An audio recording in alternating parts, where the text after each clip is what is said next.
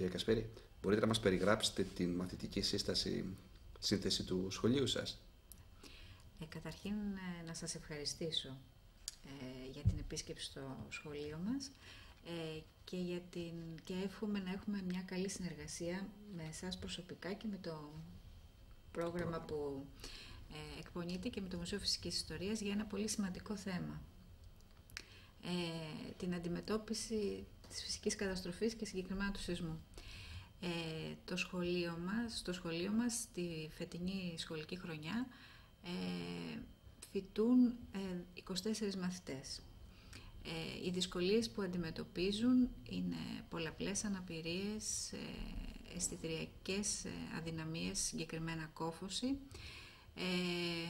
παιδιά στο φάσμα του αυτισμού, διάχυτη αναπτυξιακή διαταραχή, νοητική στέρηση και μαθητές με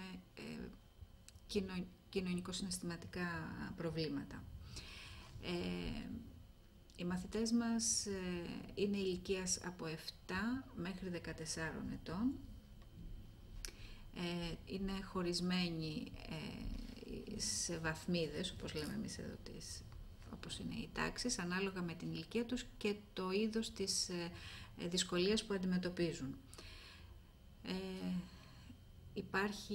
Υπάρχουν από την πλευρά του προσωπικού, έχουμε 6 εκπαιδευτικούς δασκάλους, 2 καθηγητές φυσικής αγωγής, 2 συναδέλφους βοηθητικό προσωπικό, ειδικότητες που τις μοιραζόμαστε και με την μονάδα που συστεγαζόμαστε, το ειδικό νηπιαγωγείο, φυσιοθεραπευτή, λογοθεραπευτή, ψυχολόγο και κοινωνική λειτουργό.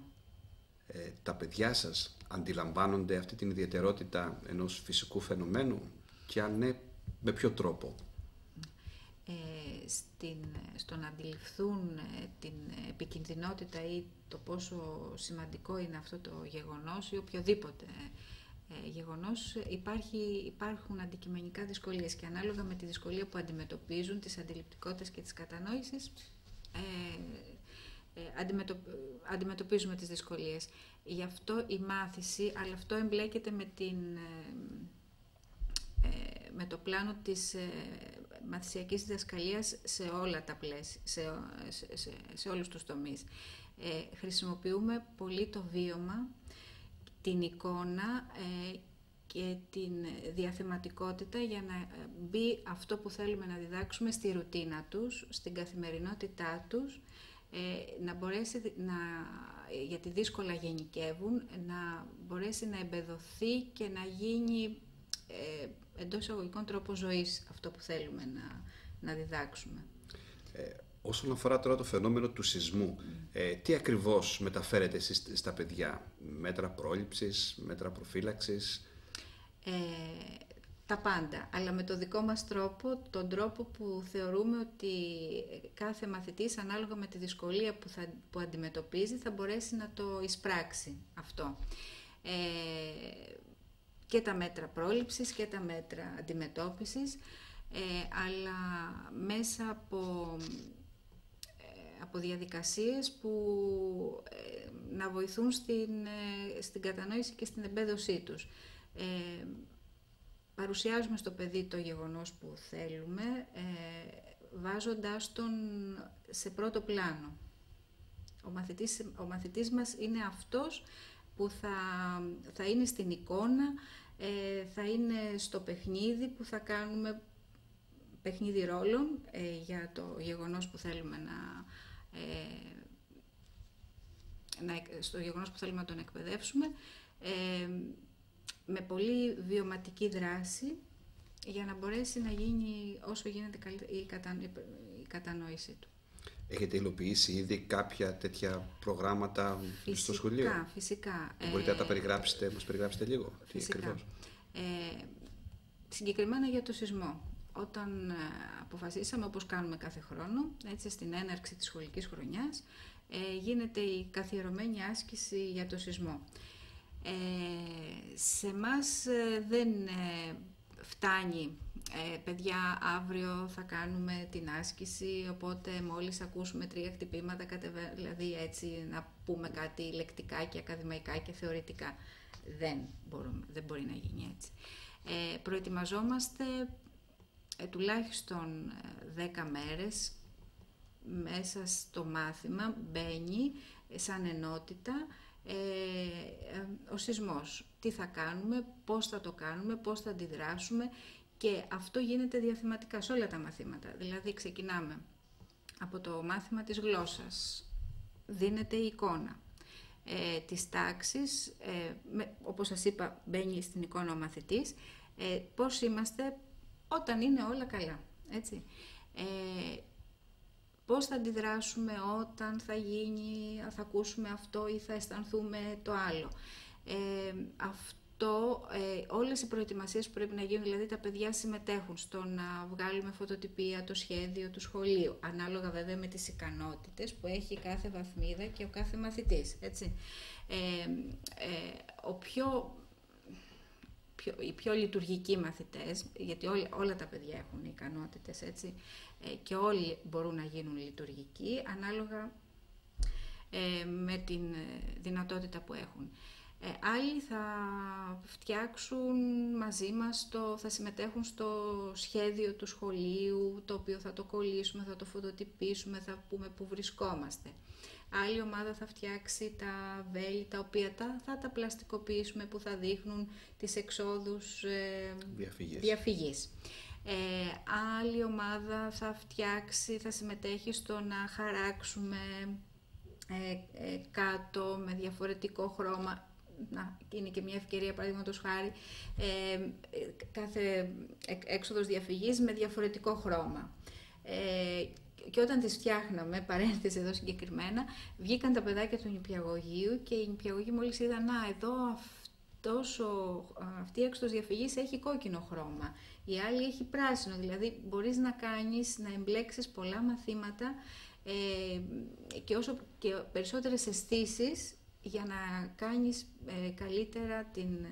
να πετύχεις καλύτερη κατανόηση σε αυτό που θέλεις να κάνεις. Συμμετέχουν λοιπόν όλοι οι μαθητές μας σε οποιαδήποτε προετοιμασία κάνουμε. Μια ομάδα πήγε μαζί με τον συνάδελφο στο φαρμακείο για να αγοράσει τα υλικά που πρέπει να έχει το φαρμακείο μας. Κοιτάξαμε αν έχει μπαταρίες ο φακός μας. Φτιάξαμε τη βαλιτσούλα μαζί. Δεν κάνουμε τίποτα μόνοι μας. Συμμετέχουν τα παιδιά σε όλα τα στάδια. Οπότε αυτό μέσα από το βίωμα μιας εβδομάδας, 10 ημερών στην εκπαιδευτική διαδικασία στο χώρο, και λέγοντάς το καθημερινά γιατί το κάνουμε και γιατί γίνεται αυτό και τι θα μας ωφελήσει, πώς θα μας προφυλάξει, όταν φτάνει η ώρα της άσκησης, έτσι πια τα παιδιά αντιδρούν όπως θα περιμέναμε. Έτσι. Αλλά αυτό θέλει έναν χρόνο προετοιμασίας και συμμετοχή των παιδιών για να γίνει βίωμα. Για να γίνει βίωμα, βέβαια. Υπάρχουν συγκεκριμένα προβλήματα που ενδεχομένως μπορεί να αντιμετωπίσει το παιδί σε μια τέτοια περίπτωση κατά την εφαρμογή αυτών των πρακτικών.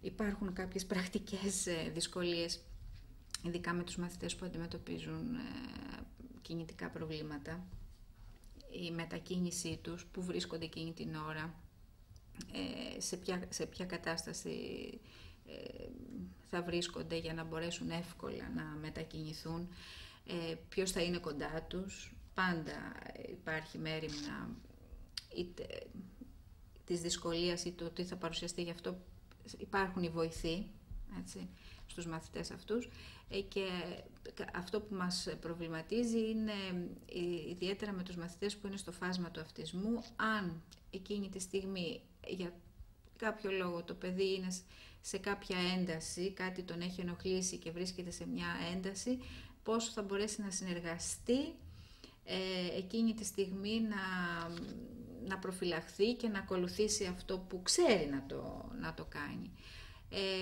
Όμως αυτό σε αυτό βοηθάει η σχέση που αναπτύσσει με τον εκπαιδευτικό. Που έχει αναπτύξει με τον εκπαιδευτικό. Και αυτό δεν είναι μόνο για τη συγκεκριμένη περίπτωση, είναι και γενικότερα όταν θα μπορεί να βρίσκεται μπροστά σε έναν κίνδυνο, ακόμα και στο διάλειμμα. Πόσο έχει αναπτύξει τη σχέση, πόσο εμπιστοσύνη έχει στον εκπαιδευτικό, σε αυτό που του λέει, και ο συνάδελφος ξέρει και τον τρόπο για να μπορέσει να τον επαναφέρει εκείνη τη στιγμή γρήγορα, όσο γίνεται πιο γρήγορα, στον κόσμο μας. Ναι. Υπάρχει από την εμπειρία σας κάτι που θα συστήνετε προς αποφυγή, κάποια πρακτική που ενδεχομένως να οδηγήσει σε κάποια λαθασμένη αντίδραση ή κατάσταση, αν έχετε έτσι αντιμετωπίσει κάποιο αντίστοιχο πρόβλημα ή περίπτωση? Δεν ξέρω αν θα θεωρηθώ ο πανικός. Ο πανικός. Και σε εμάς ακόμα περισσότερο. Δηλαδή ξέρουμε, γι' αυτό οι συνάδελφοι έχουμε κάνει και πολλές συζητήσεις μεταξύ μας. Σε καμία περίπτωση, ακόμα περισσότερο σε όλα τα σχολεία, αλλά και σε όλους μας ο πανικός είναι κακός σύμβουλος. Εδώ ακόμα περισσότερο. Ξέρουμε ότι μπορούμε να τα καταφέρουμε. Αυτό προσπαθούμε να περάσουμε ένα στον άλλον, ότι μπορούμε να τα καταφέρουμε. Γι' αυτό και την άσκηση την κάνουμε σε 3 στάδια. Έχουμε αποφασίσει, έτσι. Με τις καλές συνθήκες, δηλαδή αύριο θα κάνουμε αυτό που ξέρουμε όλοι πώς θα πάμε. Ναι. Θα γίνει όμως και μια άσκηση που δεν θα ξέρει κανένας συνάδελφος ότι θα γίνει. Μάλιστα. Για να είμαστε σίγουροι. Να είμαστε σίγουροι. Ναι. Και να τονώσουμε και το συναίσθημα, όσο μπορεί βέβαια να τονωθεί, έτσι. Αλλά τέλος πάντων το δουλεύουμε. Ότι μπορούμε να τα καταφέρουμε και να έχουμε τις λιγότερες δυνατά προβλήματα. Λοιπόν, σας ευχαριστούμε πάρα πολύ. Να είστε καλά και εμείς ευχαριστούμε.